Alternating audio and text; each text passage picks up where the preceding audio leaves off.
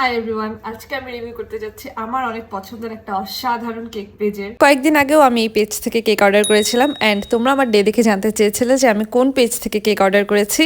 তাই আজকে আমি তোমাদের সাথে শেয়ার করব আমি কোন পেজ থেকে কেক অর্ডার করেছিলাম অ্যান্ড কেকটা আমার কাছে কেমন লেগেছে। অনেকদিন থেকেই আমি দিনাজপুরে হোমমেড কেকের সন্ধান করছিলাম যে আমি কোন পেজে ভালো কোয়ালিটির হোমমেড কেক পাবো।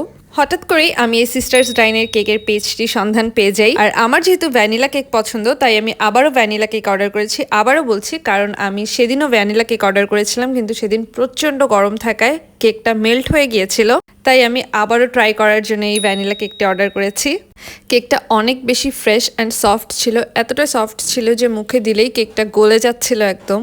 অ্যান্ড মিষ্টিটাও ছিল একদম ব্যালেন্সড, না কম না বেশি। আর কেকের ডিজাইনটার কথা যদি বলি, আমি যেমন ডিজাইন দিয়েছিলাম একদম হুবহু ডিজাইনটাই দিয়েছিল আমাকে। এখানে কেকের লেয়ারগুলো খুব ভালোভাবে বোঝা যাচ্ছে। আর আমি এক বসাতেই হাফ কেক খেয়ে ফেলেছি, তাহলে বুঝতেই পারছো কেকটা কত বেশি মজা ছিল। আমি কিন্তু কোনো ফুড ব্লগার না, আমি জাস্ট তোমাদের সাথে আমার ভালো এক্সপিরিয়েন্সটা শেয়ার করলাম যাতে তোমরাও ভালো হোমমেড কেক খেতে পারো। সো দ্যাটস ইট, আল্লাহ হাফেজ।